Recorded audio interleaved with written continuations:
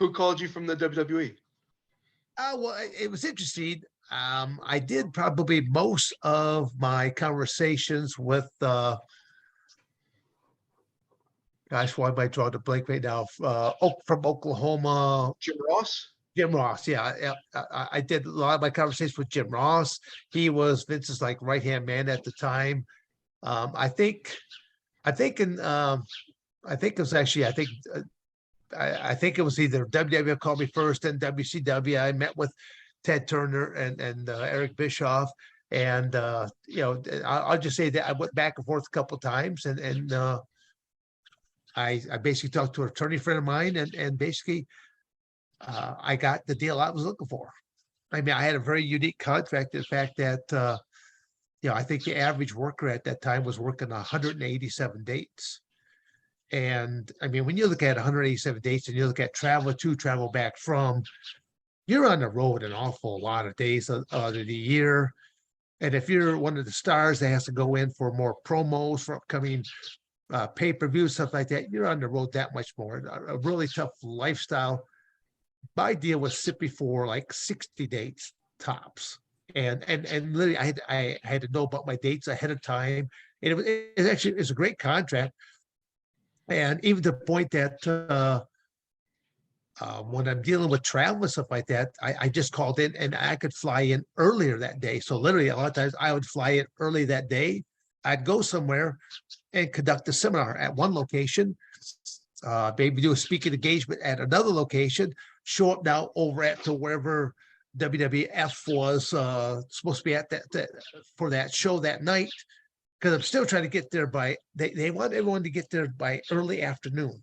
I kept thinking, why do you have to get here so early for a show that takes place so late at night?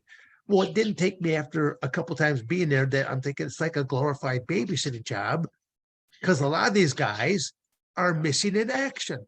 Right. Or when they do show up, what kind of shape are they showing up in? And I'll commend the WWF at the time. They had such a great staff there that they had people there that cosmetic people that they'll dust the circles out from underneath your eyes. They'll make you look good. They'll sober you up.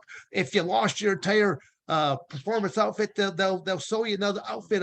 They'll literally do everything except wrestle the match for you. And if it's on a night that it's being taped, they could even do that for you. So it was. I kept thinking. I'm thinking to myself, you guys are making incredible money, and what a bunch of derelicts. I mean, I hate to say it like that. Again, overall, I despise the industry. I met some wonderful individuals along the way, but overall, I despise the industry just because when you got promoters who are some of the biggest shysters, and then you got people that you're working with that they're not safe. And again, I'm not even going to mention some names, but there's been a couple times where I've actually walked out to the ring in a tag match where I had to hold the hand of my tag partner because his mind is so blitzed on whatever chemicals and beverages that he's got washed out. And I'm thinking somebody is going to be in this person's hands and he's not going to know what to do. And someone's going to get hurt. Right. So again, there's nice parts and there's good and bad and a lot of different things. Now, you and Ken Shamrock were under the same company banner for a year. Did they ever approach you guys about working with each other? And would you have wanted to work with Ken Shamrock? Well, I would think that was probably one of the professional wrestling didn't realize. Well, again, I should say it worked twofold. When Ken went on the scene first with professional wrestling, he was working with Vince and the WWF almost a year before I got there, because I was in negotiation. I was working for the NWA. See, the NWA even wanted to put me underneath exclusivity. I said, are you going to pay me to sit home? And they're like, well, no. Then I go, then there's no exclusivity. I go, I'm not going to go out there and lose a belt to anybody, because I said, that's the kind of integrity that I simply carry with it. Even now at 64 years of age there, Mike, I still care about the product that I represent, and I still represent me and myself. So even when I go out there now, I go, I'm not going to go out there and be an embarrassment to who I am and the reputation I built for myself. If someone wants to bring me in just to let, and again, I'll use the expression, let Doink the Clown just pin me 1, 2, 3. No, I'm not going to do a match like that. I mean, in the wacky world of professional wrestling, you can do all kinds of things, and it will make sense there because it's the wacky world of professional wrestling. But were you open to the idea of working with Ken? No, I was. Again, there was, I somewhere along the way, I guess some people said there's some heat between Ken and I. I go, I never really ever spoke to Ken. I said, they're like, well, people, they're thinking, well, Dan, why do you hate each other? I go, who said we hate each other? I said, you got to know someone a little bit more to hate. I go, again, I'm a competitor. And I'm a competitor at everything, even in business. I mean, business, we're competition. Life is competition. We compete for the best jobs. We compete for the best, better, opposite sex and things of that nature. So life is competition. And so I just, to me, I pride myself in the fact that, I might have to turn this down. I know what's happening right now. I pride myself in the fact that, I'm lifetime chemical free. That's one thing. I said, if I would have been on chemicals, I'm a freak already for just power.